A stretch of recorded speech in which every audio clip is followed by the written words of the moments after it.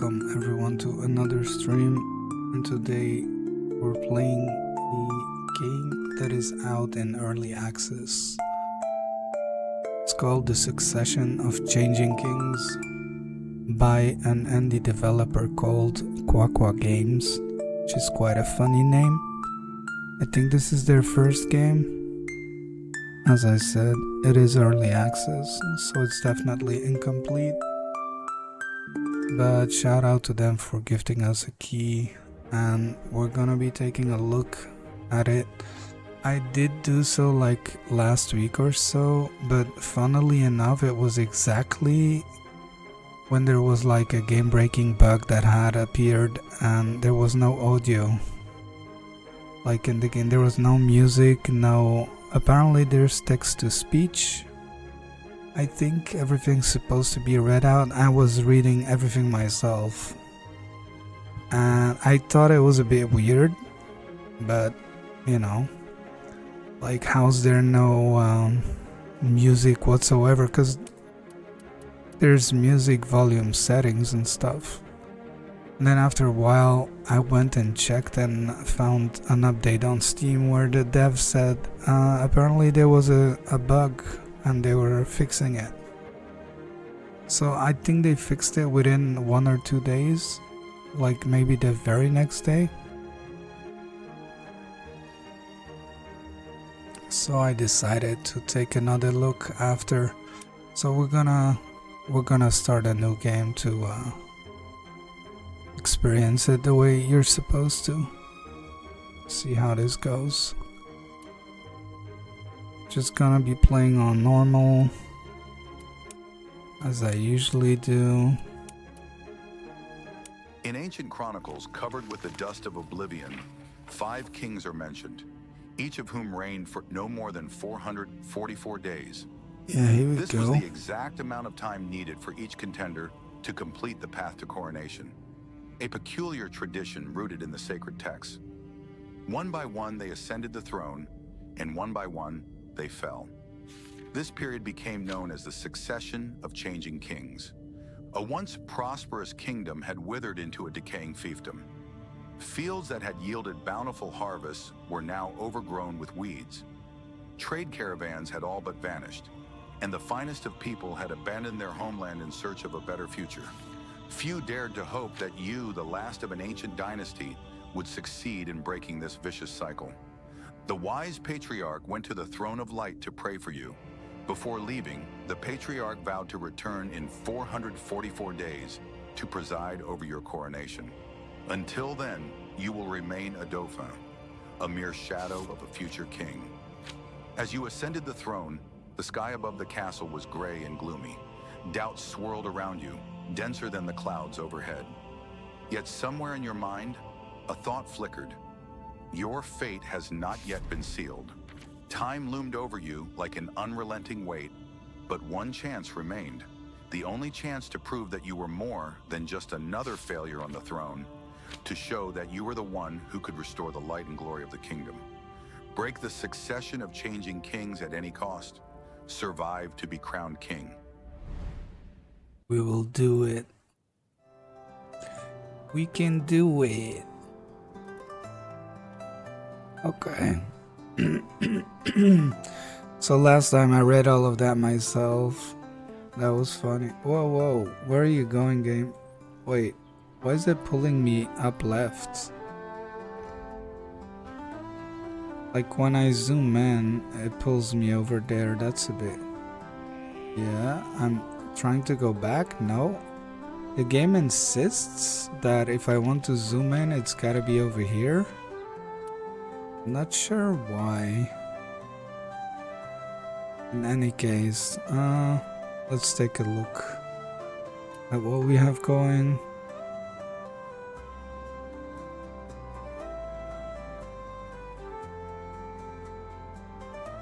Turn 1.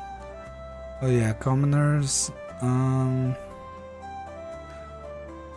you have to balance these against each other. There was a game that did this as well, a card game, a few years ago, I remember. I don't remember the name though. So, if we have an informer, he'll inform us of the faction attitude towards us. So, commoners, army, aristocracy, and the church. And then I guess these are actions or missions. Tavern, King's Hall, Throne Hall. We probably need to go to one of these first. Oh boy. So you need initiative. We have 5 right now. Damn, I hate building. Can't escape it. But we'll see how it goes. Okay, so this is where we come if you want to build stuff. The Throne Hall. Didn't we have to talk to the guy? Complete the map quest first. Okay. I guess these are the commoners, the army, aristocracy, and clergy. Church, yeah. Okay, cool. Cool. I guess we're the bears. So let's see. Oh, so fight, talking, checking something out, and I'm not sure what that is. Let's maybe go check on these people. Whoa, what the hell? That was aggressive. Okay, let's go see what's happening here. Romantics of the High Road. Between the dense ancient pines of the Verador Forest, rarely traversed by man, lay 2 roads. The southwestern route, tenuously controlled by the garrison of Castle Kynhard, led to DeLong. The southeastern route, passing through fields and hamlets, remained defenseless against the bandits who had long claimed the forest as their own. These scoundrels preyed solely on merchants and tax collectors. Their raids were infrequent enough that no serious efforts had been made to eliminate them, but the harm they caused was becoming increasingly apparent. Finding them would not be easy. Even with the entire army mobilized, it would take months to comb through the hundreds of hectares of impassable forest. Local guards suspected that the peasants were protecting the bandits in exchange for small handouts. Perhaps a little pressure might loosen their tongues? A little pressure, huh? So your decision. Send the elder of the nearest village to the dungeon of my castle for a meeting with the executioner. By the end of the week, we'll know exactly where the bandits are camped. Okay. Order the army to scour the forest, and if they fail to find the bandits, burn the underbrush. We will smoke them out. Why should I worry about merchants?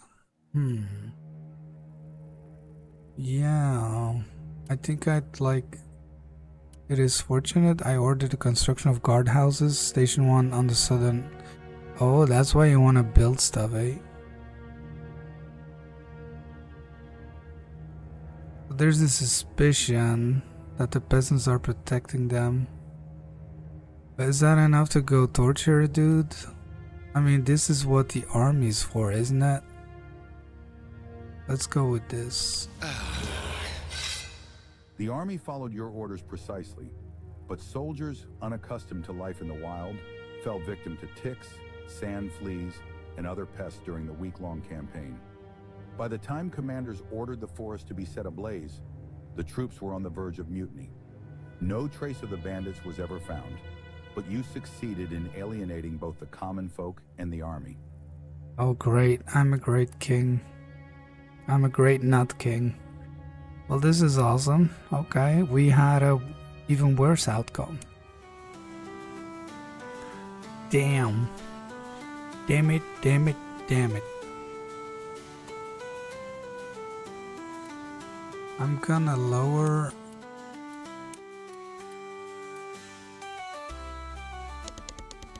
the music a bit.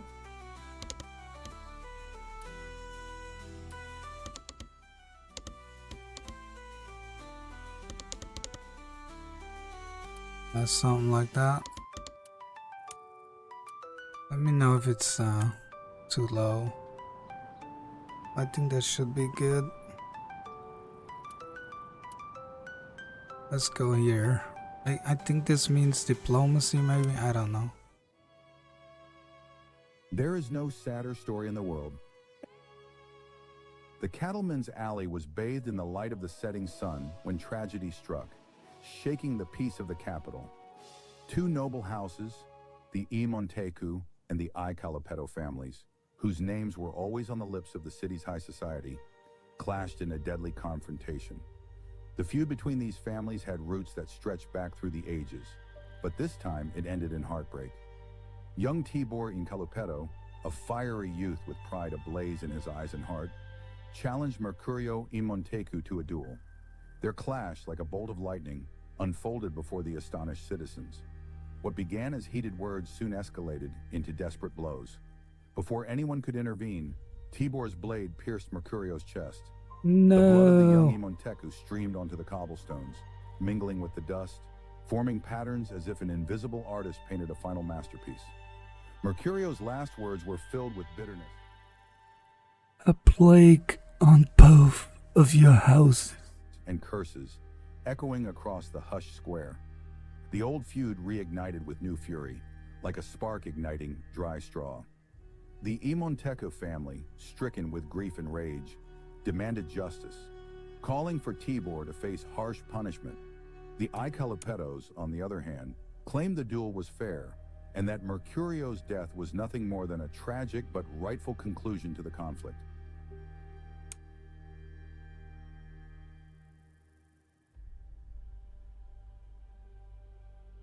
I mean, it was a duel. However, the question is, are duels legal?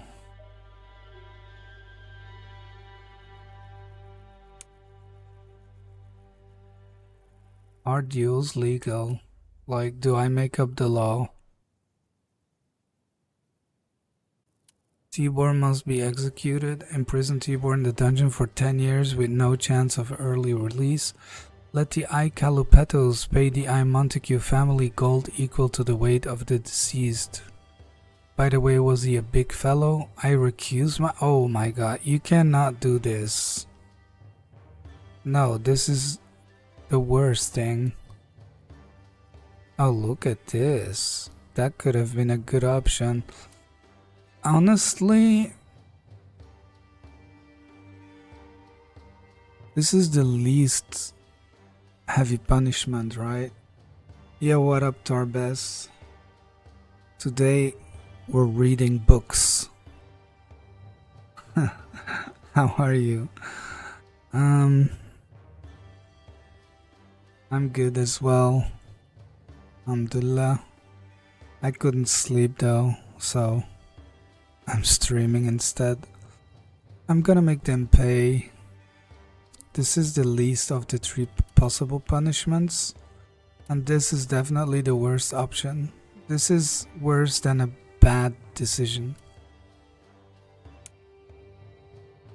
Your behavior resembled that. Resembled that of Okay. a tribal chief. But was there truly a better option? Dude, this is— why am I losing initiative? I took initiative. Like, reclusing myself would have been a loss of initiative. Oh my god. So this is aristocracy. We're losing. We're doing so bad. This is— okay, is this by design? Are we supposed to have everything go wrong so that they can give us advice or something? The butler's advice.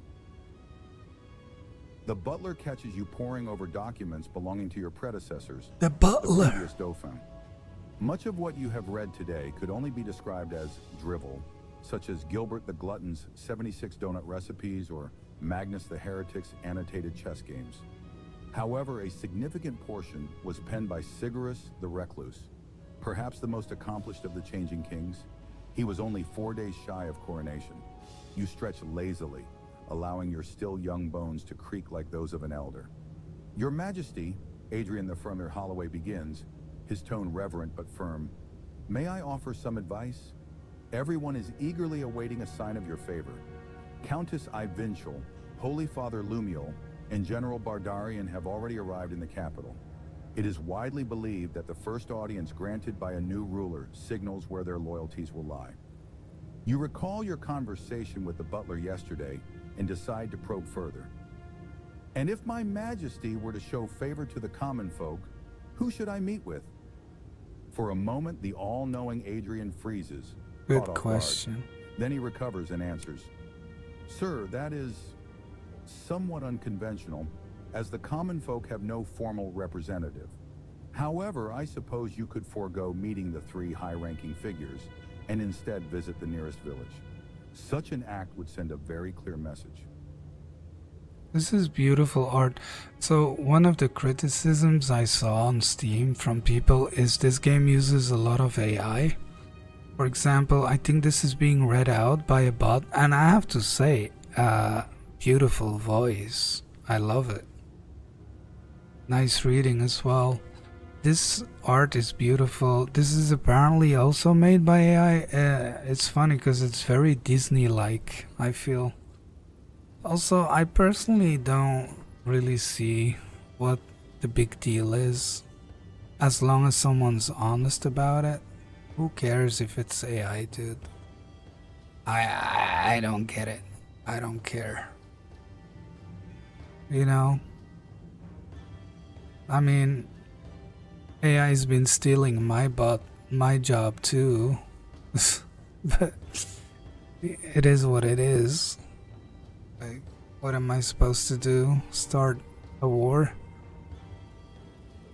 Anyways, let's see. We'd like to be a king for the people. So they suggested either receiving someone from the army or the aristocracy or the church. And the question was, why don't we meet someone from the people? I like that. So your decision, a lady should never be kept waiting. Summon Countess Ivinchel to me. Yeah, okay.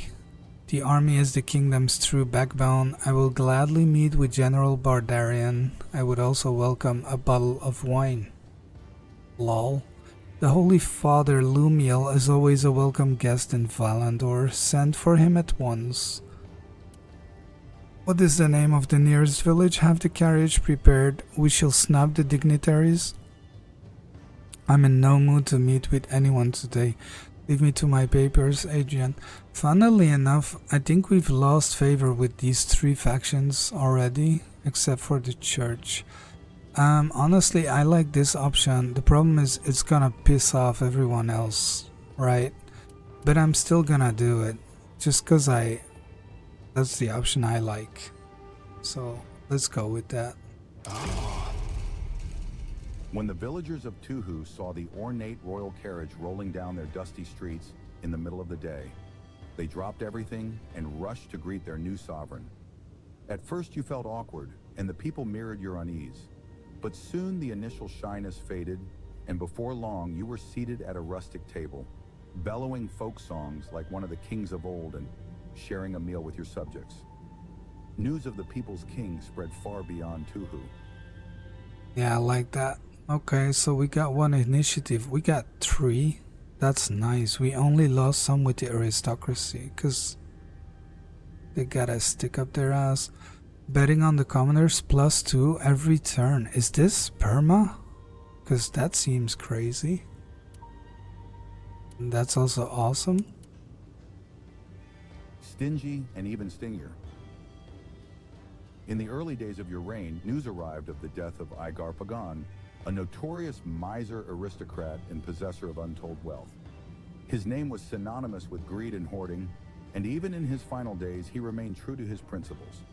Having no direct heirs, his many relatives eagerly awaited the chance to claim the vast fortune hidden within the depths of his desolate mansion. However, Igar Pagan's will proved a fitting epitaph to his life of stinginess. In his final decree, he ordered, "My wealth shall go to no one. Bury it with me." This command caused a wave of outrage and debate, and the matter was brought before you as the supreme arbiter, with the hope that you would bring justice to such an absurd situation. Yeah, that is absurd. we can steal it for ourselves, of course. Thing is, he doesn't have any heirs though. But he has relatives. Load up this miser's treasure and send it straight to the royal treasury. Distribute his wealth equally among his noble relatives. Donate it to the construction of a new monastery for Lumen. I've read reports about issues with fortifications and soldier housing at the distant outpost. Let the money be used for the kingdom's safety. Use the miser's fortune to fund celebrations in every city and village. Let the people rejoice. I'd love to have had the chance to have like a compromise more, but like what if the state would take 20%, for example, you know? But since we don't have that, I guess we're gonna divide it among his relatives. I don't like the fact that it says noble relatives. Like, are all his relatives nobles? That's possible. In that case, that's fine. But otherwise, it would have been... Yeah, I'm a bit triggered by the word here. But I guess it means it's gonna give us points with the aristocracy. That's what they mean. Yeah, you're probably supposed to play the game like that. Like, trying to weigh these out. Like, go with the best option strategically. But for now, I mean, that would be probably the optimal way to play it.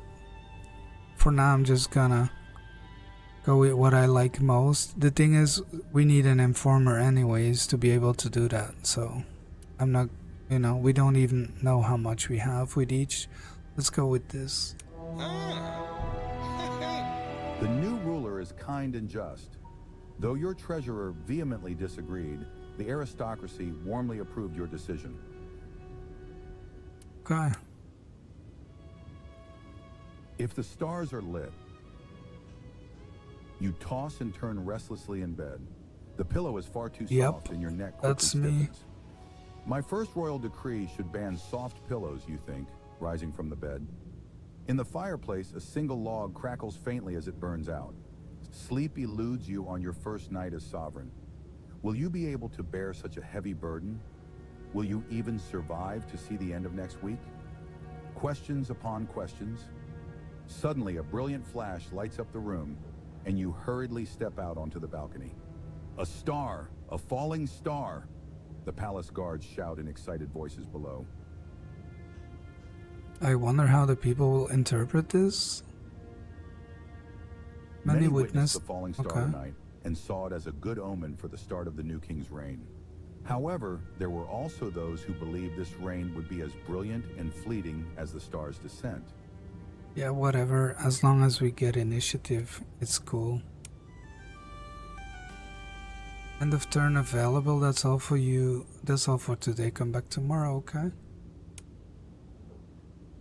So... Okay. Let's go see. I don't think we have enough to build yet.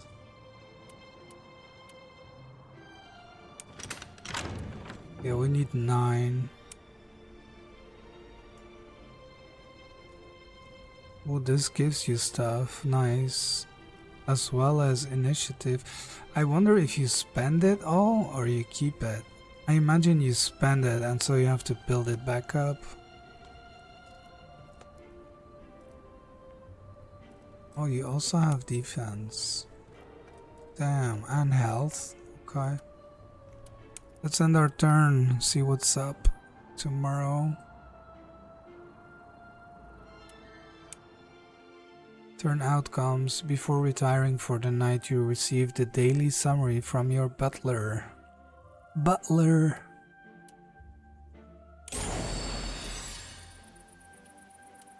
Okay.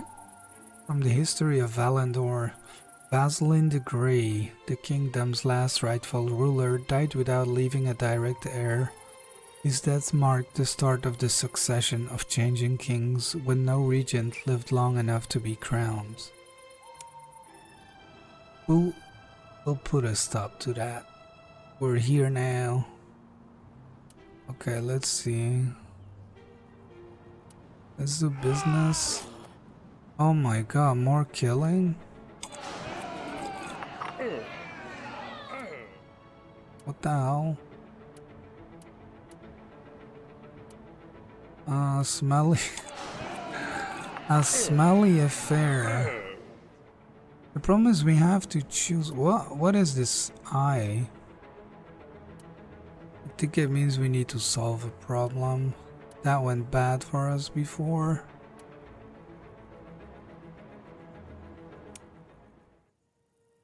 Twist of the wrist and a bit of trickery.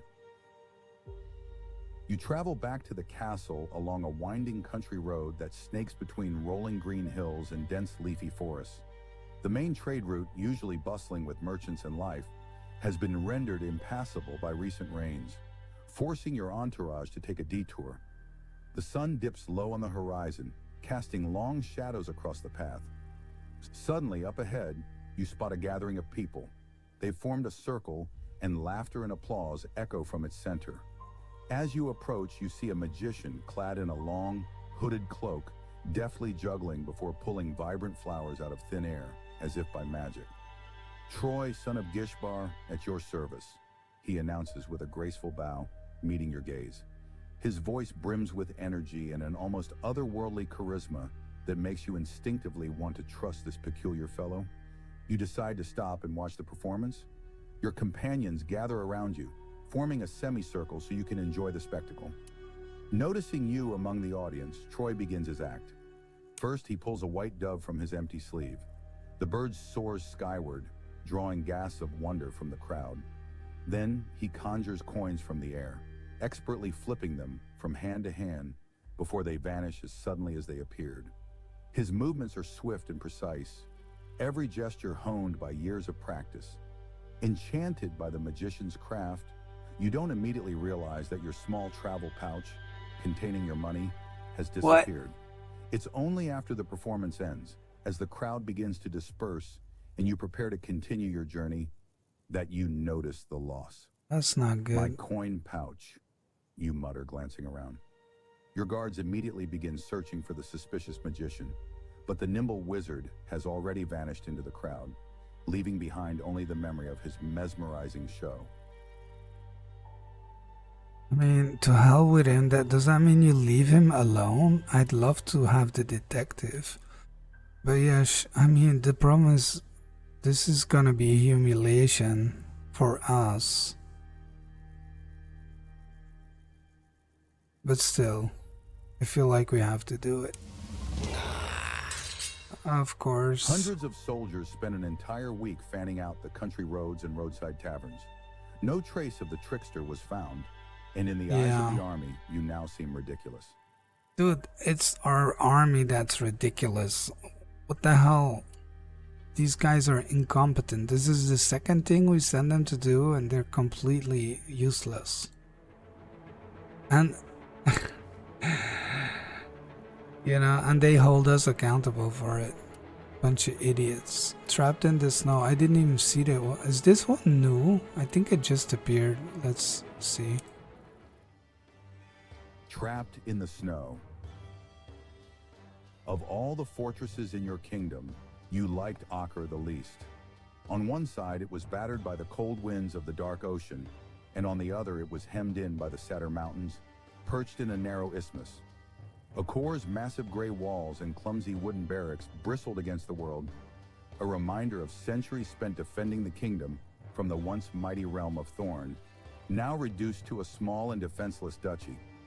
Yet despite the unrest currently brewing in Thorn, this was not the topic of your meeting with Bardarian. Acor was the domain of the army, just as Cherry Island belonged to the aristocracy and Argandor to the church. Today, Bardarian presented a plan for military reform. For the first 2 hours, you found his presentation engaging. The head of your army was far more animated than, say, Holy Father Lumiel or Countess Orvinchel.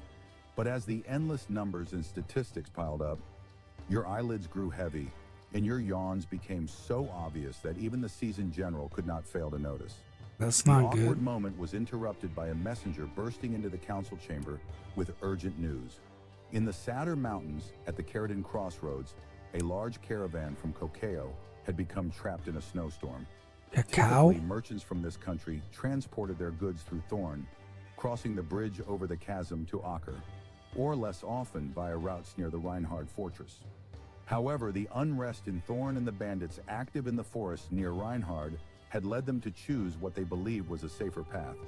Their wagons and carts carried valuable goods, sturdy armor for the army, spices and honey for the aristocracy, and unfinished jewelry intended for the church's religious trinkets. Oh A boy. decision was needed immediately. Without help, the caravan would likely freeze in the mountains. That's not good. Bardarian, I entrust you with the task of rescuing the merchants and their cargo. Do not let me down. This seems to make sense. I'll personally lead the rescue of these hapless traders, saddle me strong horses, and gather a company of brave souls. Wow, what a brave king. I'll not risk lives, let alone my own, for their folly and lack of foresight. This is great and all, but I mean, this makes more sense.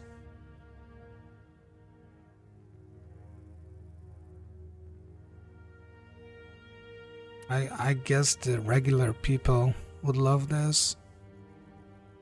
This Bardarian guy might even dislike this. Also, we only have 4 health. I'm still gonna do it, but I imagine this might affect my health and also status with the army. I think this is the best decision, but let's go with this. Fearless or foolish? You swiftly decided to personally lead the rescue mission for the stranded caravan. Time was running out, and every minute could mean the difference between life and death for the merchants and their precious cargo. You instructed Bardarian to assemble a squad to accompany you on this perilous journey. Within an hour, you and your loyal guards were What? leaving the gates of Acre. What the hell The was icy that? wind from the dark ocean cut to the bone. Had your decision been too hasty? The foothills were still under autumn's sway. Leaves painted in golden red hues rustled underfoot, offering a fleeting sense of calm. But with each step upward, the vibrant colors of autumn gave way to the barren gray and white of winter. The climb grew steeper. What began as a leaf-strewn path turned into a narrow, slippery trail overgrown with thorny bushes. The biting wind grew fiercer, piercing through every layer of clothing. Okay, cold wind and bushes is not gonna hold an army back, right? Come on. Guards trudged slowly, struggling to advance through the snowdrifts. It soon became evident that a blizzard was bearing down on you with relentless force. The wind howled, and snow fell in such dense sheets that it was difficult to see the person ahead of you. Okay. We're getting into a Napoleon situation here. You had to move cautiously, fearful of straying from the path and plunging into the abyss. Suddenly, the storm struck with full fury. You were trapped by the elements, with visibility reduced to mere steps. The howling wind drowned out commands, forcing you to shout to make yourself heard. Oh my god. Again. I think we're forced to take a bad decision no matter what. But let's retreat. I mean, this could be catastrophic, and this is not gonna be liked by anyone, I guess. Oh, the army You did liked everything it. you could, but pressing onward would have been pure suicide. Even the aristocrats and clergymen did not protest when they learned of your bravery and sacrifice. Okay, not bad. We did lose 2 initiative somehow. But we can build this now if you want to. In the forge, where the hammer's ring never ceases, weapons for the army and tools for peaceful labor are born. Every nail, every sword, and every link of chainmail is tested for strength in the hands of master craftsmen. We're just gonna go ahead and do this, I think. I don't know if that's the right decision, because this is all new, but I think it might make sense because it's gonna help us. And it might immediately affect whatever happens afterwards as well. Like, what if we, you know, how some of the options are grayed out because you need something specific? What if one of those is a forge? And those are usually better options, so let's just do this. Oh, it's gonna take a turn to be ready as well. Okay, and this confirms it. We spent them. So now we have to save up again in order to do the next thing. So then it also becomes a decision whether to spend it on the cheapest thing or save up for something more expensive. Oh, wait. Oh my god, I thought it was just... Okay, I think this is a mistake in the game because all of these are incremental values. But then there's cheaper stuff down here. And I thought it just kept going up. That's annoying. Like, we could have had the armorer instead. It would have been the same result though, possibly. And more expensive.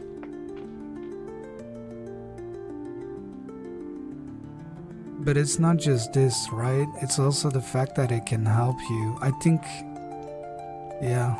But it's just luck. Either we might need a forge or an armor or whatever. Barbican. Massive fortification is so expensive. It's crazy. Okay, let's see. Throne room awaits. Oh, this is the forge they're building, I guess. The maze to nowhere.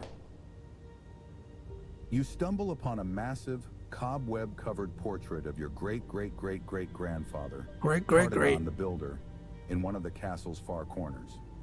Family legends claim that he was the one who completely rebuilt the capital and the royal fortress. Overcome with a sudden wave of gratitude toward your noble ancestor, you order the portrait cleaned and hung in a more prominent place. However, the servants discover a hidden entrance to a dark underground passage behind it.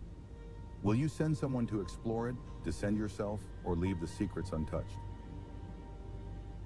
You gotta do it yourself. Something like this. Gather a group of adventurous explorers to search the ancient passage. Who knows what they might find? I'll descend myself and search for valuables. Put it back and seal the hole. No. Again, this could be a bad decision. But then, if these idiots find something, they might just run off with it, maybe. Although, I mean, this is inside our castle. Yeah, let's just... Also, I think we'll be together. Gather them to search. I don't know. We'll do this. Someone called Indiana and his group Jones? of companions claim to have been exploring the tombs of ancient kings long before your majesty was even born. This time, however, they found nothing of value, only spiders and bat droppings. Nevertheless, they charged as if they had discovered a diamond the size of a fist. Okay. Merely a piece of iron. A star fell somewhere in Verador, the ancient, uninhabited forest in the southern part of the kingdom. Searching for it could take weeks, yet you have a strong feeling that finding it is essential and that it might play a significant role in your future. Will you launch an expedition? Yes, I'll personally lead a squad of guards. Yes, but let them search without my involvement. Let us abandon. We have to go ourselves. Come on. What if we're about to become Iron Man or something like that? You fussed quite a bit during the trip, making a couple of rash decisions along the way. No, The I guards, didn't. of course, didn't dare contradict the king, but they would have finished faster without your involvement. This In is the end, ridiculous. All that remained of the fallen star was a small piece of iron. The fragment was unearthed and handed to a royal blacksmith for further study. No, now he's gonna become Iron Man. Silver lining. You sit in the throne hall, watching the play of light reflecting through the stained glass windows, when a group of peasants and a noble aristocrat appears before you. Their faces are tense and anxious, and you realize that you are about to make another difficult decision. When were they ever easy? At the head of the peasants stands the village elder, his face lined with deep wrinkles. Next to him is a young shepherd, judging by his attire. Opposite them stands the aristocrat, Edward the Fur Melwood, haughty and confident in his claim. 5 years ago, the common folk rented a patch of land in the foothills for my Melwood to graze their sheep. The land seemed barren, but for the peasants, it was their only hope of feeding their families. Fate, however, had other plans. While grazing their sheep, the shepherds discovered a rich vein of silver. They kept their discovery hidden from the landowner. When Edward the Third Melwood learned of the silver, he demanded the return of all the extracted ore and immediately sought to terminate the lease, claiming that the resources of the land were his by right. The desperate peasants have come to you, their king, to seek justice. Damn, dude. So here's the thing though, they're renting the land. That does not give them ownership of what's inside the land, does it? Now, of course this guy's an a-hole, because he rented them barren land to begin with. All mineral resources in the kingdom belong to the crown. The mine is hereby seized as royal property. That's a nice decision. Let the common folk keep the silver they have already mined, but the nobleman has the right to terminate the lease. No, that's the thing though. Like, they stole from him, but he doesn't have the right to terminate the lease. I feel like immediately return all extracted silver to Edward Melwood and vacate the land at once. The lease is for 5 years. The common folk may continue to use the land. Whoa!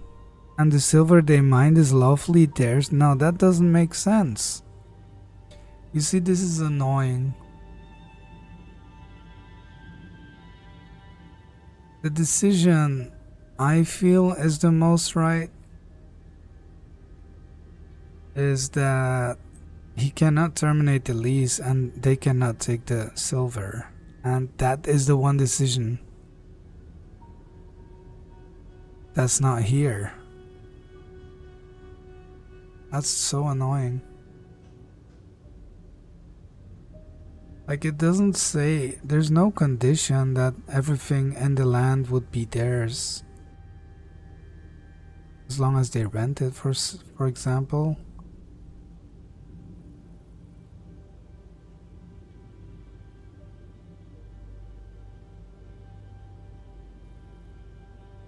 Dude, so this is us being unjust. For sure.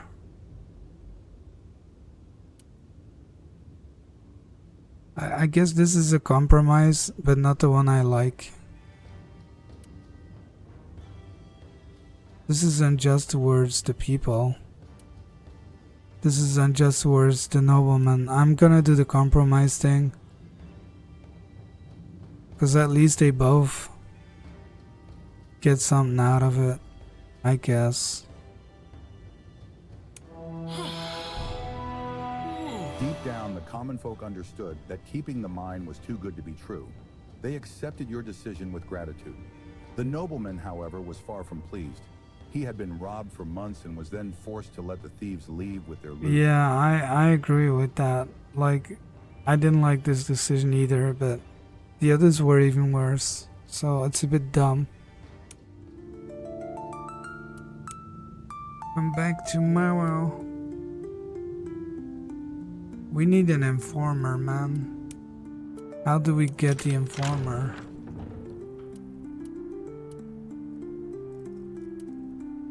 Oh my god. Wait. We need an inn for that? Dude, you see, had I known this, I would not have done that. Okay, so now we need to save up for the inn. And then get the informer. And then get the detective. Wow, I wish I had known that. Yeah, we have a forge. Oh, that gives us some initiative. That's cool. Not that much though, but whatever. Good to know. Consider hiring a spy at the King's Hall to understand how the kingdom's faction perceived you. Yeah, that's the informer, right? We have 8. We need 12 for the inn. Well, 12 and then 10. What would Barbarian do? Wait, there's one all the way down here. Inspection? Okay, the game has this annoying thing where I don't know why, even if I hold it down, it keeps going up by itself. Up left. Inspection and Luchor or something. Or Locker, but we don't have an inspector. I imagine an inspector would be good for that.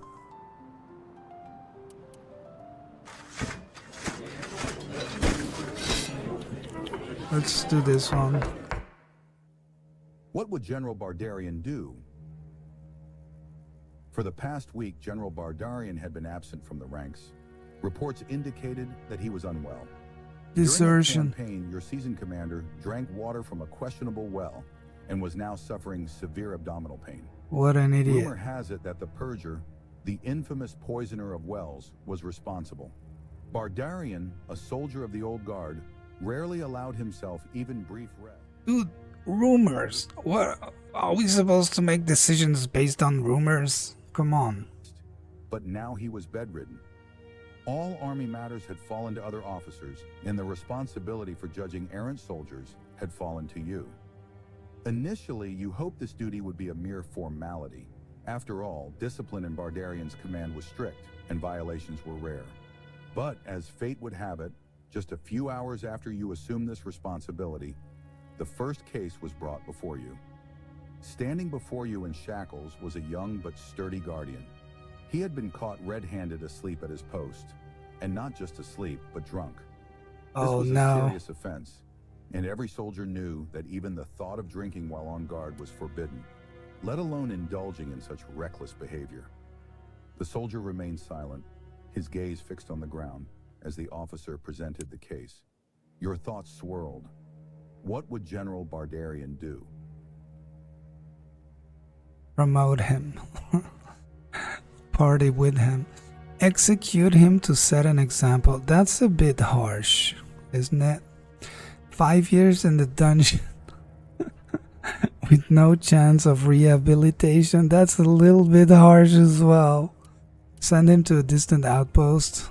To the wall. Perhaps the Satyr Mountains.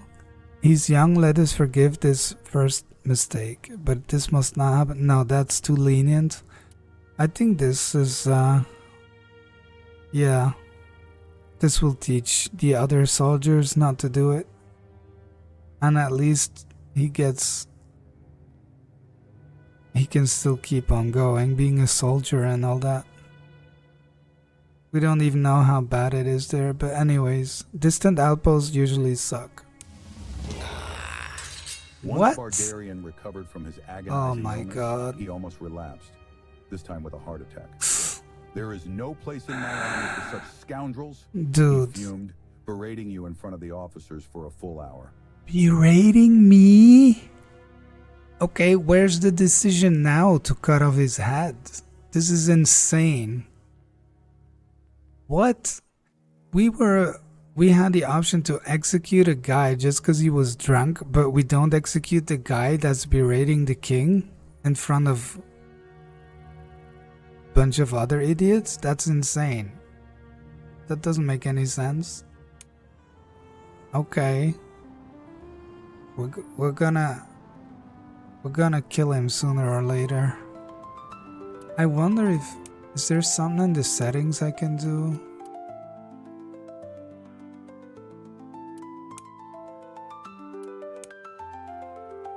Let's see full screen.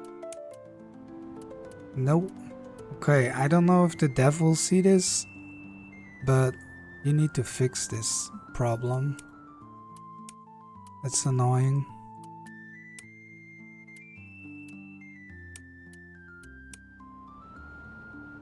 Anyways, a smelly affair. Let's go smell into it. A smelly affair. Air. You were leisurely traveling along a countryside road between the capital and the Bay of Storms, avoiding the main route. For safety and to learn more about the country, you chose this less traveled path. Even in these remote areas, life thrived, albeit at a slower pace. Small streams and brooks crisscrossed the road, giving it a scenic yet mysterious charm. The water in one of the rushing streams emitted a sharp, unpleasant odor, indicating that upstream lay either a tannery or a smeltery. The source of the stench turned out to be a tannery, owned by a local aristocrat named Elgar Durst Riverton. This workshop processed leather for use in armor and equipment for the army, but the water used in the process became completely unfit for drinking or irrigation. When you arrived, you found I. Riverton loudly arguing with a group of peasants. Spotting you, both the aristocrat and the villagers turned to their king for judgment. Elgar and Riverton, not without reason, declared, "I am operating on my land. The village is downstream, and it is their problem if the water is polluted." The villagers, with bitterness in their voices, countered, "We have lived here for generations. These lands are precious to us, and leaving means abandoning our heritage. The polluted water is killing our fields and leaving us without drinking water." Yeah, that's crazy. You understood that the future of the entire village was at stake. The decision required wisdom and fairness to balance the rights of the aristocrat, the needs of the army, and the demands of the peasants who had cultivated this land for centuries. What is there to think about? Let the peasants pack up and leave. Oh my god. The factory must be shut down immediately. Protecting the environment and citizens' lives comes first. Oh man. Let the army help their peasants relocate? And he'll compensate them? Order the Masonry Guild to build a new village nearby. Damn. Yeah, I'm gonna go with this, man. This is too crazy. Whoa, The lots of aristocrat's stuff. furious outcry was drowned out by a thunderous "Hail the King." However, the joy diminished when you received letters from high-ranking military officials complaining about uniform shortages, as well as a terse note from Eleanor Invincial, representing the aristocracy. She made it clear that this approach would not win you friends among the nobles. Yeah, I think we're running into a problem here with the army and the nobles. We're doing great with the people.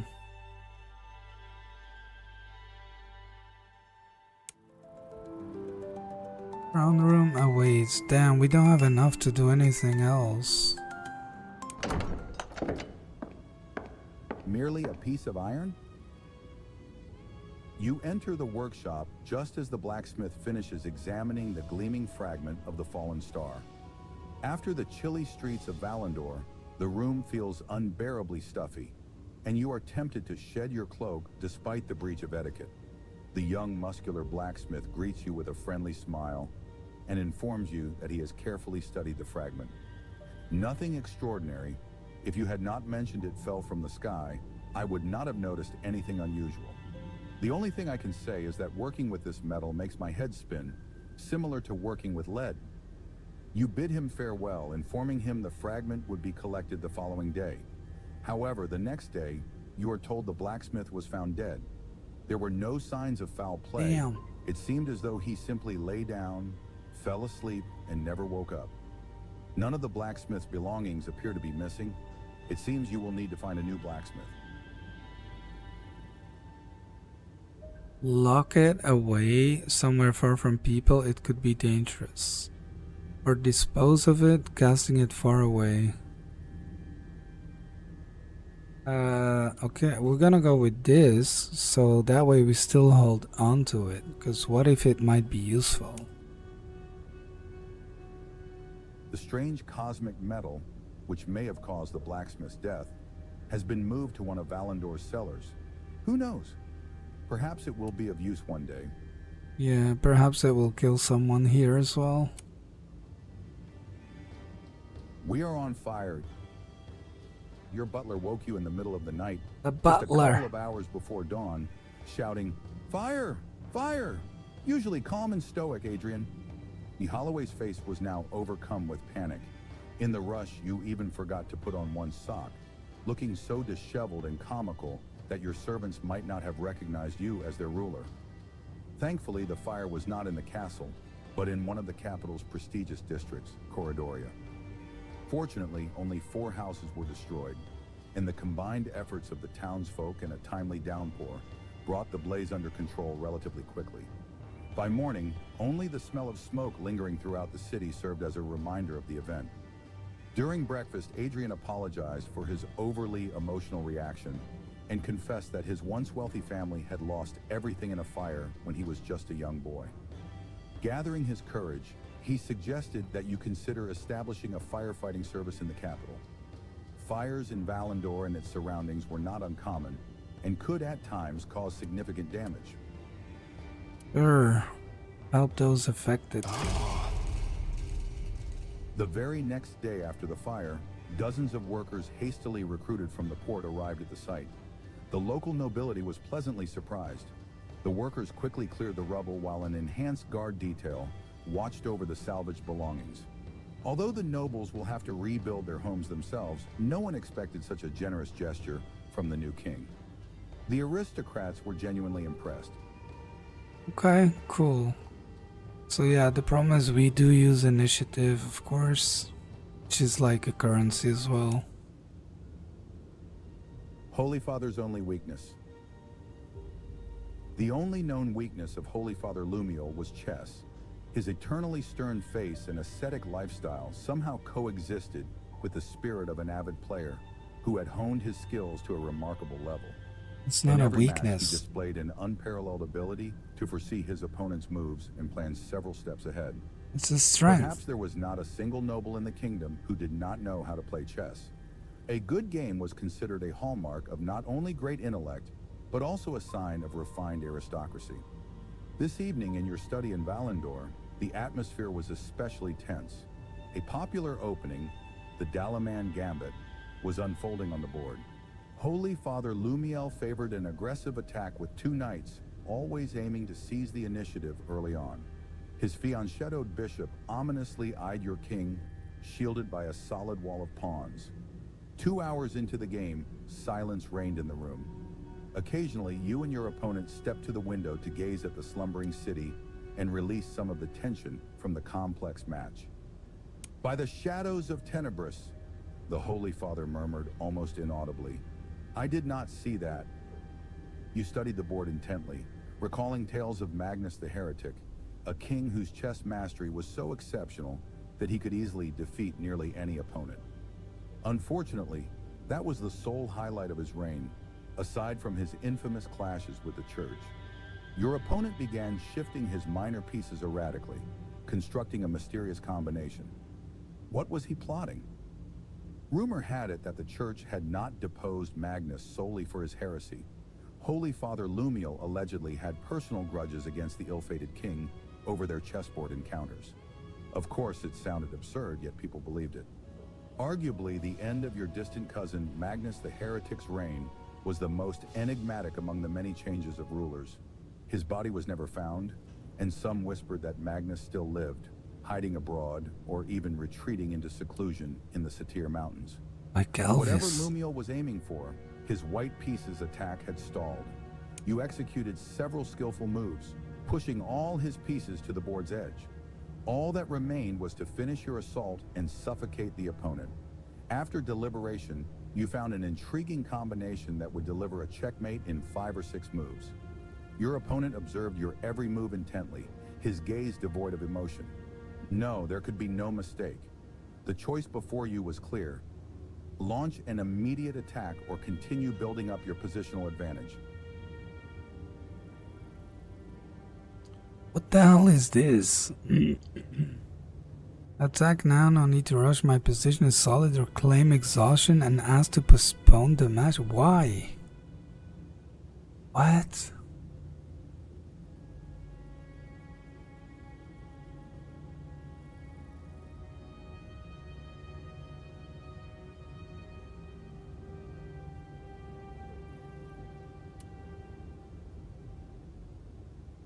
I don't get it. What's the...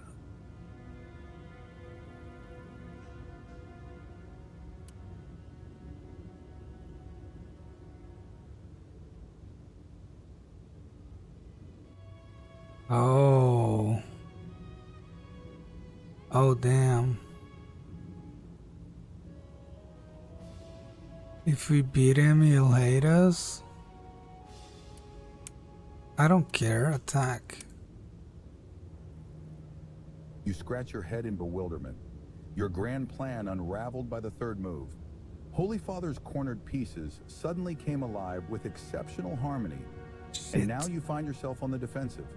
The opponent's knights and queen, which had timidly lingered on the first and second ranks just a few moves ago, launched an unstoppable attack. Your Majesty, you played well but failed to decipher my plans. Understanding the enemy's strategy is the key to victory in this game. Sometimes one must yield and make concessions to lure the opponent into a trap. You know what? He likes us more, so it's good. So for today, damn, we need more initiative. The commoners are gonna help us. In turn, nothing else we can do. Wait, and now it's pulling us down. What? That's so weird.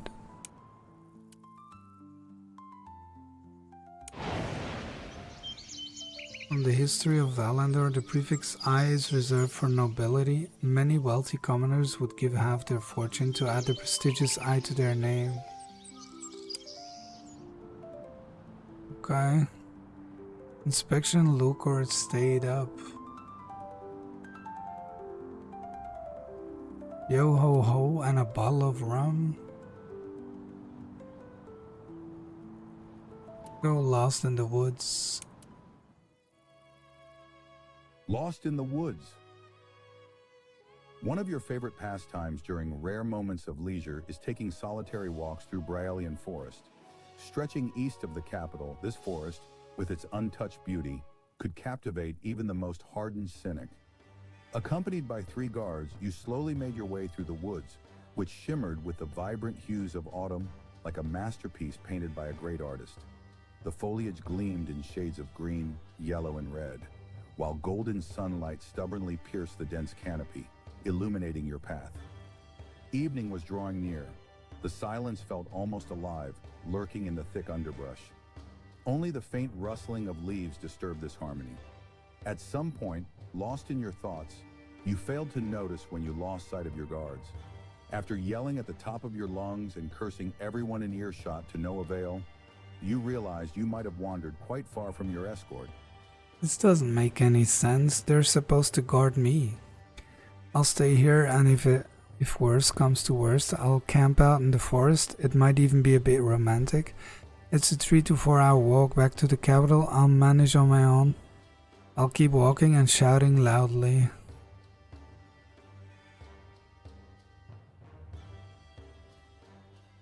Now stay where you are. They'll have a tracker find you. The forester comes to the rescue.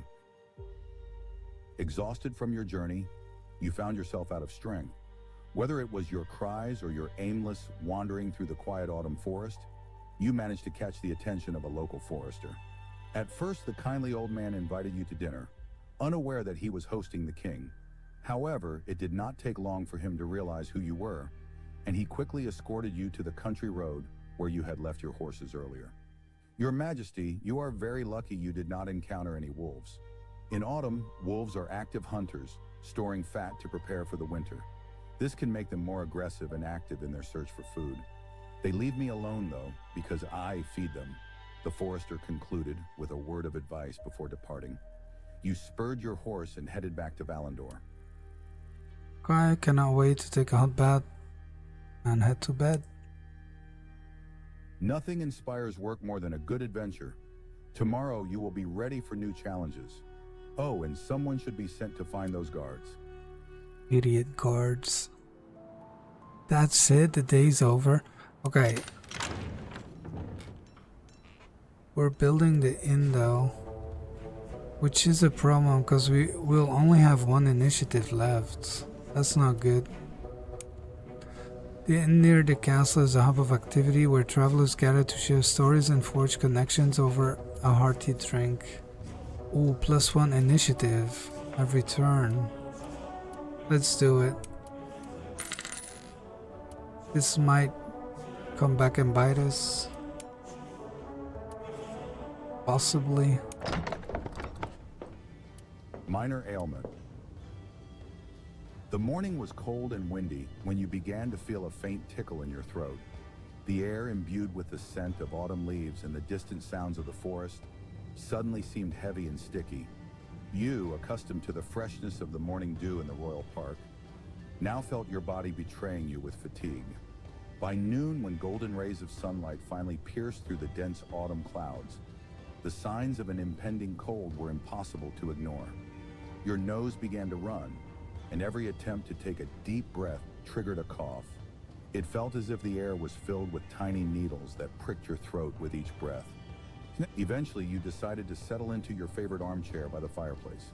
The warmth of the fire was soothing, but it could not banish the chill that had settled deep within.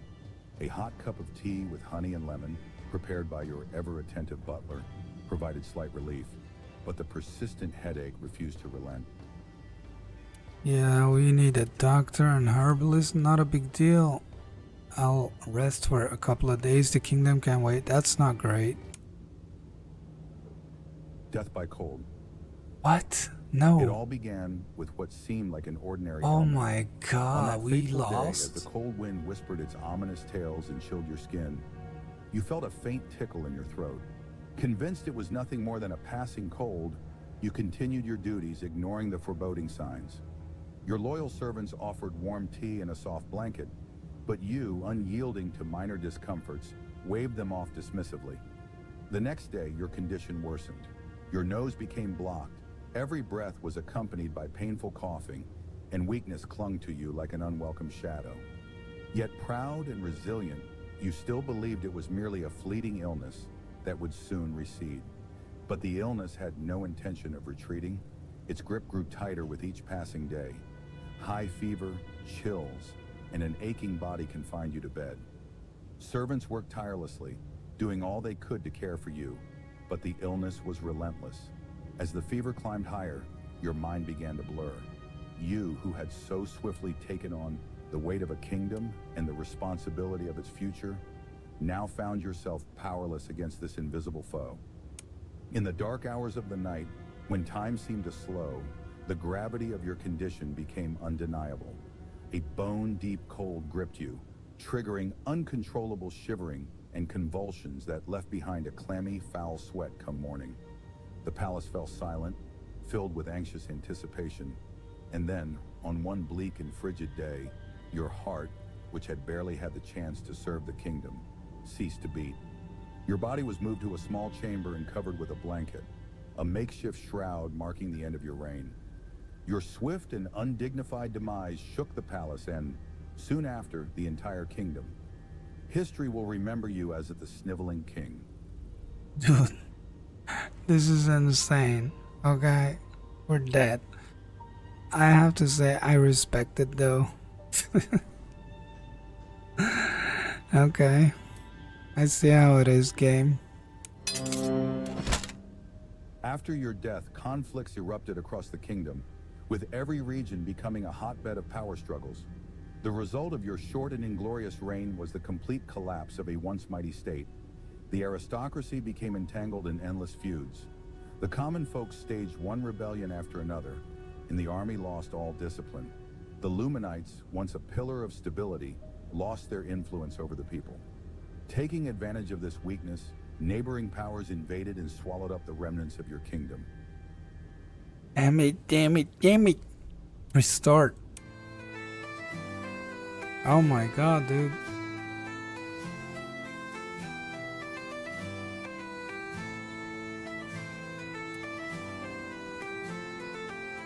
Is this how we got sick? Let's start with that. Lost in the woods.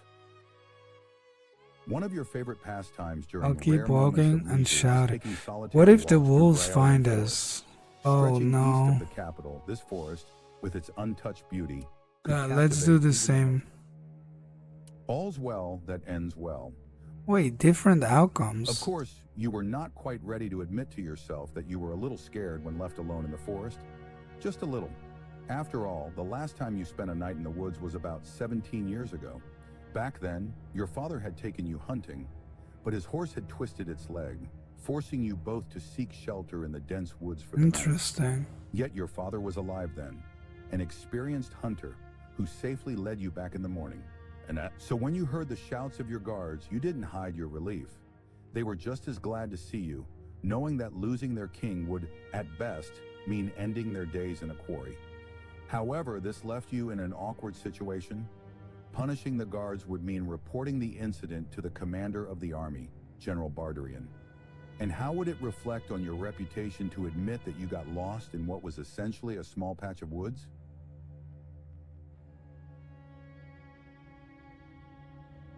I mean, this isn't good either, though.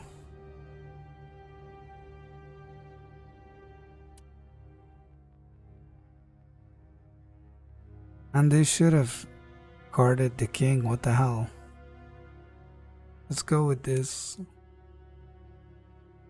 For a moment, it seemed like the guards considered losing you again, but they gave a dejected nod and headed to the capital to face Bardarian.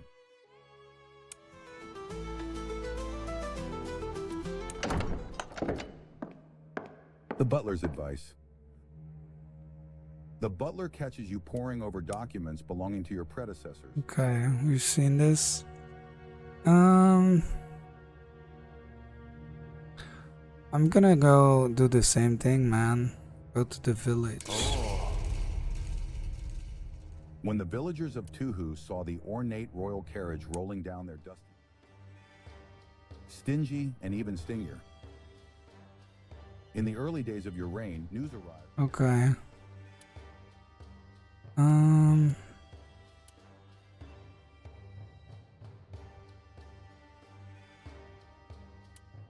gonna do the same again.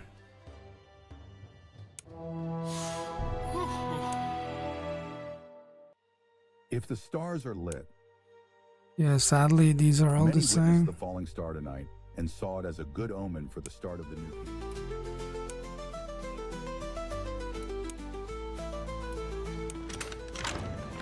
Okay.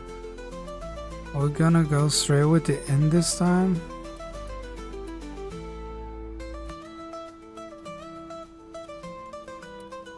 The herbalist. Oh, there's a physician. Could have saved our lives.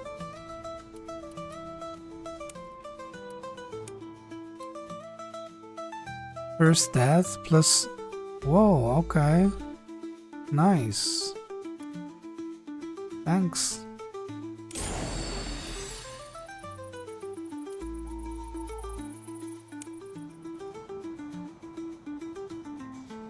$16.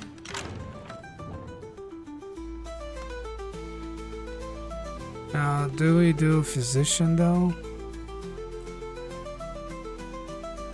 -1 initiative every 3 turns. What? Why?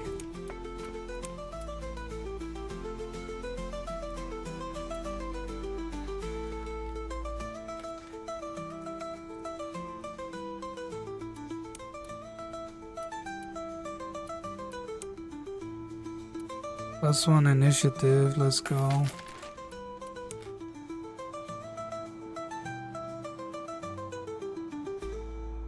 3 eyes?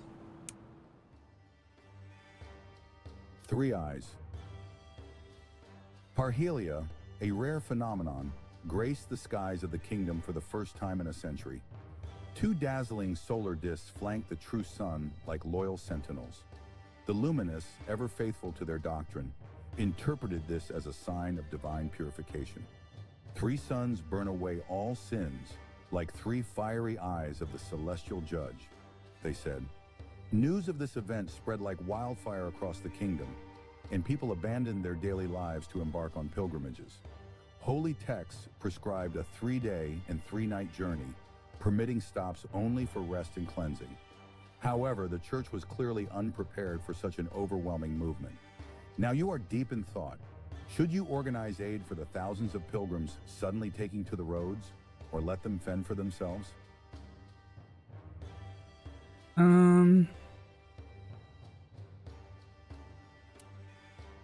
Dispatch soldiers or feed them? I mean, we should feed them and stuff.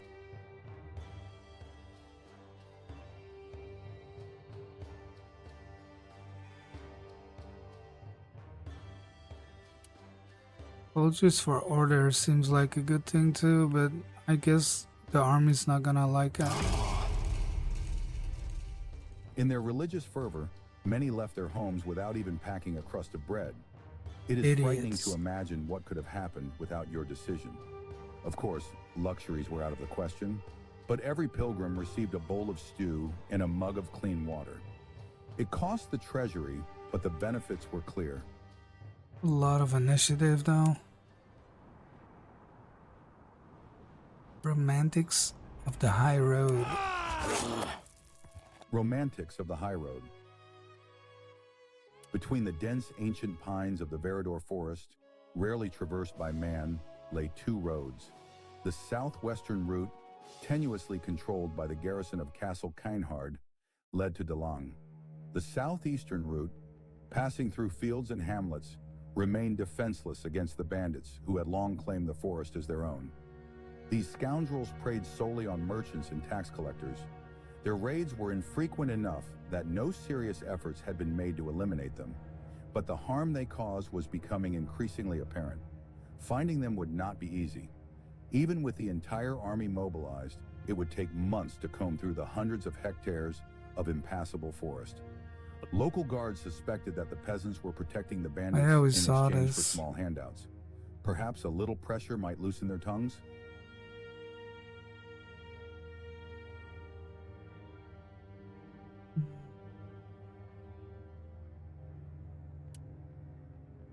Do we not have this option earlier?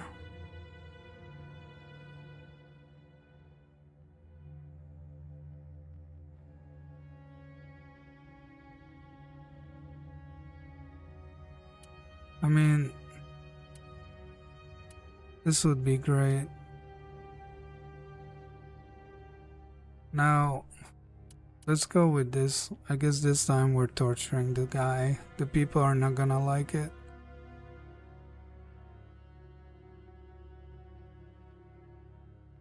We could go with this. But it's kind of the responsibility of the crown, right? When the elderly village elder Jakar, who had seen over 7 decades, began losing toes in your dungeons, he revealed the exact location of the bandits. Oh my god. However, his heart could not endure the torment. As you promised, their camp was destroyed by your forces by week's end, and the bandits' chests held a wealth of treasures. The local peasants, however, lost not only the bandits' handouts, but also their elder, who had fought for their village's prosperity for decades, albeit through questionable methods. Yeah, okay, but so he was actually cooperating with the bandits, so sucks to be him.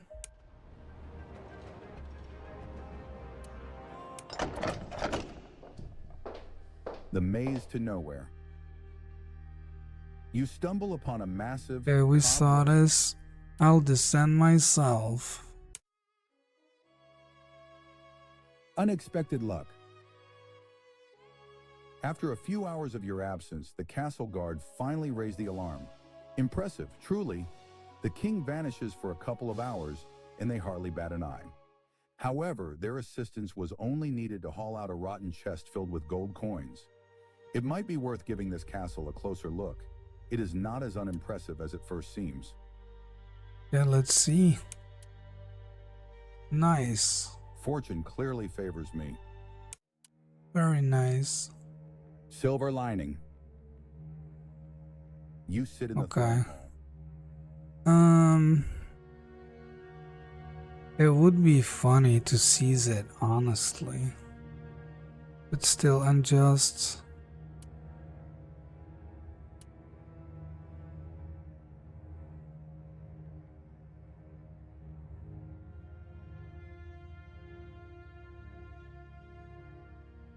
Yeah, I don't like this either, man.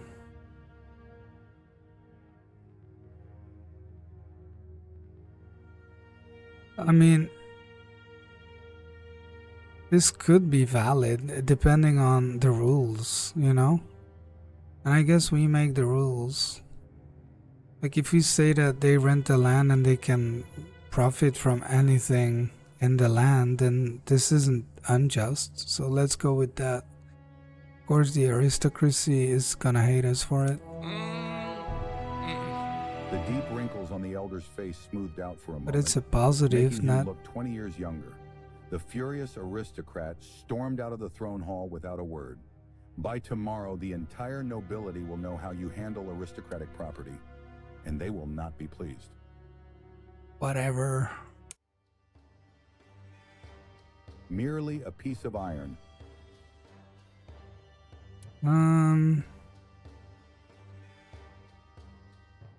Do we go for it? I'd still like to see what it leads to. You fussed quite a bit during it. I don't think we can really do anything. We have 7.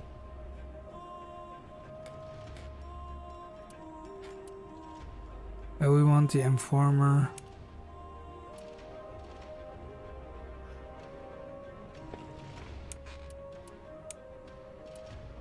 Damn, dude, it all costs initiative. I guess that makes sense.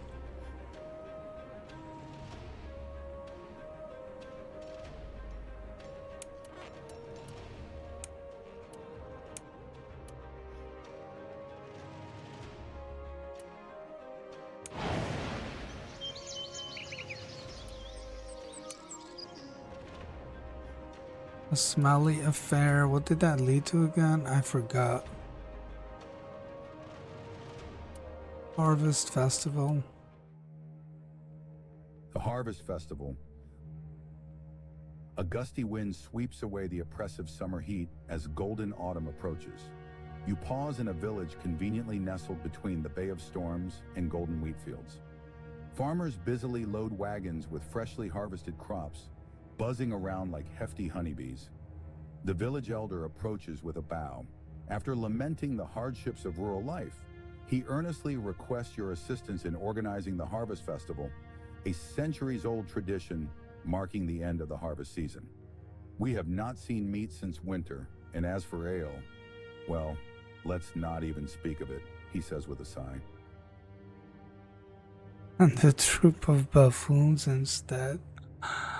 What?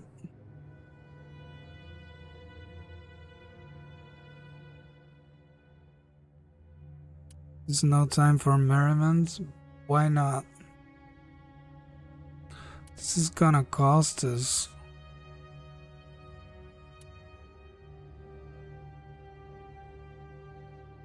This could be cool.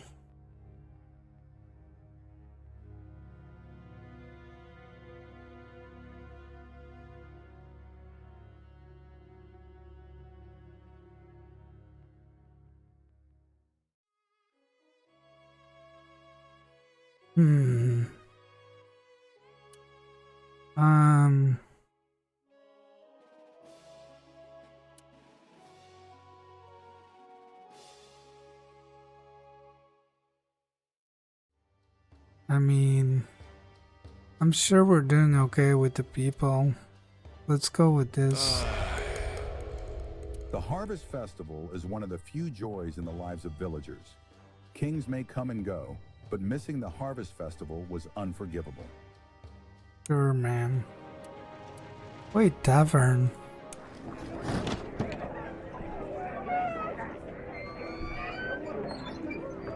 Illuminate was copying an ancient manuscript when he suddenly grabbed his head. Oh no, a mistake of the century. What happened? Asked another monk. What? Okay. Oh. Gilbert the Glutton hired a new captain of the guard. The king asked, how will he defend the castle during a siege? Wait, what? Is this like...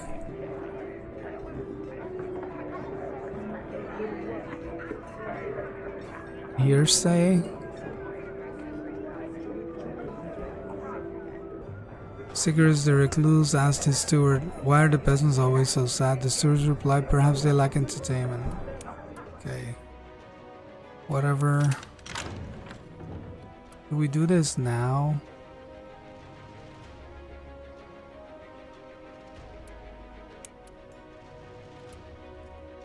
And I feel like we need all of these.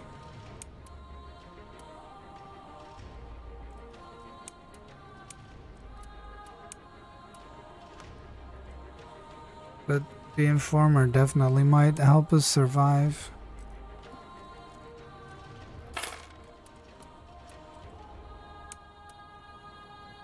It could be wise to wait till the end of the day before doing this stuff, though.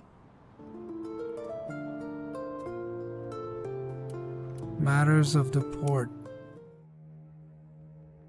Matters of the port. The capital's docks welcome incoming ships with their clean quayside, bright orange tiled roofs, and the scent of 1,000 spices. It is nothing like the usual expectations of a trading port, with its drunkards, the aroma of stale sweat, and the colorless vomit splashing onto cobblestones after days of being tossed about on the waves. The credit for the pristine state of the capital's waterfront lies with the old aristocratic family of Housewarne Nightingale. They own most of the buildings and warehouses in the port. However, this cleanliness comes at a steep cost. Local merchants pay exorbitant rents, additional levies, and endure the absence of the city guard. By decree of King Radwin, please forgive me, the City Watch no longer patrols the port. On one hand, this denies them the opportunity to earn a little extra from foreign traders. On the other, it clearly weakens the capital's security. A united group of merchants and city guards has approached you, demanding not only the repeal of House Nightingale's privileges, but also a significant curbing of their excessive demands in the capital's port. Okay. Nightingale and those like him are the backbones of this kingdom. Begone and do not trouble me with such nonsense again. Nightingale has the right to such rents, but may he not even think of restricting city guards? What does this pompous aristocrat think of himself? All his property is hereby seized by the crown, and the city guard will begin patrolling the port today. Nightingale is managing well, but the crown will compensate you for your inconvenience. No. I'm gonna go with this, but I might regret it. Like, we're already losing with the aristocracy. It had been a long time since kings had displayed such brazen tyranny. Nightingale refused to tolerate the insult and took poison in his lavish portside home, sending a dozen letters to the most prominent aristocrats as his final act. What he wrote about you would never pass any censor. Okay. Is this taking a day as well? Yeah. Everything takes a turn.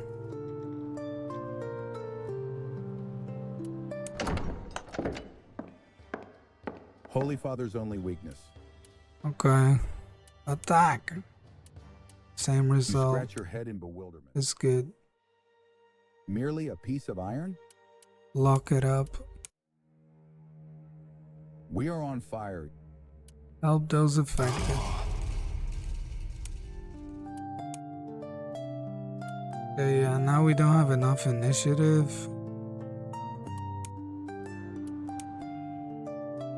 Let's see.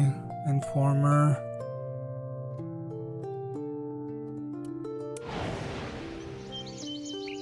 That's gonna help. Okay. We're doing great with the commoners, so we need to take care of this. Inspection and Lokar, let's go check this out. Now that we have an inspector, lol. Inspection in Lucor. You arrive in Lucor for an inspection, determined to personally assess the condition of its fortress and port. Situated in the Bay of Storms, Lucor is perhaps the only settlement that remained unscathed during the era of Changing Kings. Its bustling seaport welcomes dozens of ships daily from Dalaman, Kokeo, Torn, the three nations on the same continent as your own, as well as distant overseas lands. The fortress commander, Roderick Hansen, proudly guides you through the sturdy fortifications and the impeccably trained guard. His eyes shine with pride for his men and the mighty walls safeguarding this vital strategic point. Your Majesty, Roderick says, leading you across the fortress grounds, Lucor is always ready to face any threat. Our fortifications have been upgraded, and the guard trains daily to prepare for any attack. You nod, impressed by his words and the sights before you. The servants and soldiers work in perfect harmony, and the fortress exudes an air of discipline and order. Leisurely, you make your way to the docks, where building materials are being unloaded using wooden cranes. These towering mechanisms, resembling enormous wooden wheels with pulleys and ropes, hoist heavy cargo from ships to the shore. Suddenly, you notice one of the ropes snapping, threatening to send a stack of crates crashing down onto unsuspecting bystanders below. Time is of the essence. Rush forward, trying to push people out of harm's way. Dude, you're gonna get crushed yourself. This is crazy. Pretend you did not notice. No, just shout a warning. You shout almost girlishly, but it has no effect. That was The rope ridiculous. snaps under the crate's weight and it crashes down, killing several workers instantly. The port's operations halt for the entire day, resulting in financial losses. Yeah, that would have happened regardless. At least we didn't get crushed. Murder? What was the smelly affair? Oh yeah. We don't really have a solution for that one, I don't think. Murder on Gorm. Damn, detective. Dark clouds hung low over Valandor, and soon the rain would begin to drum against the cobblestones. The autumn evening wrapped the city in a cold mist, which crept slowly along the narrow streets. In the shadow of a 4-story building on Gorm Street, located in the old part of the city, no footsteps or voices had been heard for some time. The residents avoided this grim street, which had earned a sinister reputation due to its abundance of abandoned houses and the dubious folk who lurked nearby. Wrapped tightly in your cloak and pulling the hood low over your face, you wandered the city aimlessly. Dark thoughts about the blacksmith's death refused to leave your mind. How could a young and healthy man die so suddenly? Rumors spread through the capital like wildfire, each one more absurd than the last. Your musings were interrupted by a pair of city guards and your loyal bodyguard, Rocklu, who had been trailing behind you. Your Majesty, he began cautiously, the City Watch reported a strange discovery in this house. I advise you not to risk it and leave. Of course you ignored his words and followed Rocklu into the depths of the dark corridor, where the dim light of hastily hung torches illuminated the cracked stone walls. A heavy scent of damp and mildew hung in the air. When you entered one of the rooms, the sharp stench of decay hit you like a wave. At the center of the room, amid overturned furniture and scattered papers, lay 2 bodies.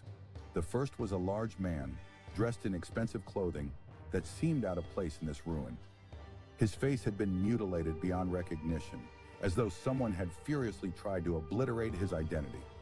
Beside him lay the body of an elderly woman, twisted into an unnatural pose. Her face was frozen in a mask of terror, and her hands were folded across her chest as though she had tried to shield herself. You scanned the room carefully. On the table lay strange items: a broken dagger with a gemstone-encrusted hilt and a length of thin rope. Rocklu muttered quietly, "Your Majesty, no one nearby saw or heard anything unusual?" What is most bizarre is that the doors were locked from the inside, and the windows of the first 3 floors are all boarded up.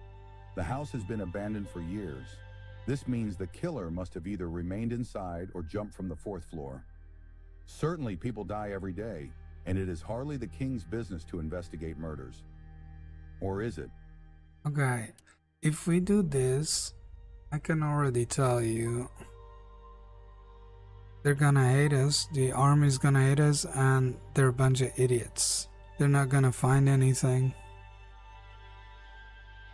If we do this, the people are gonna hate us, but we're doing great with them, so let's do that. Although I hate it and I fear it might also lead to us getting killed by this killer, but whatever. It What? seems The you have read a similar aristocracy? story somewhere. What? But now is not the time for idle nonsense. Workers swiftly tore down the accursed house where such a horrific tragedy took place. However, your absurd measures did little to placate the victims' numerous relatives. Shit, man. I didn't know they were nobles. Well, that's bad.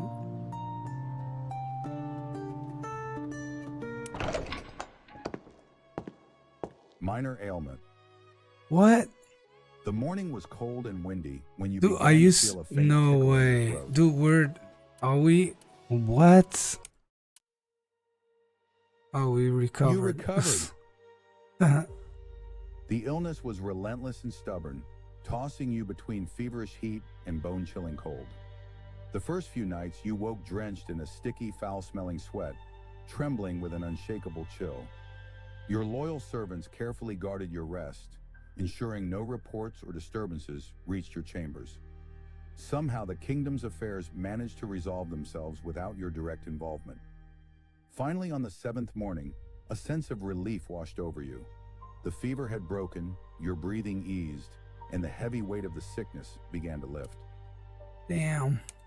I thought I was dead again. You spent nearly a whole week bedridden, losing the most precious commodity, time.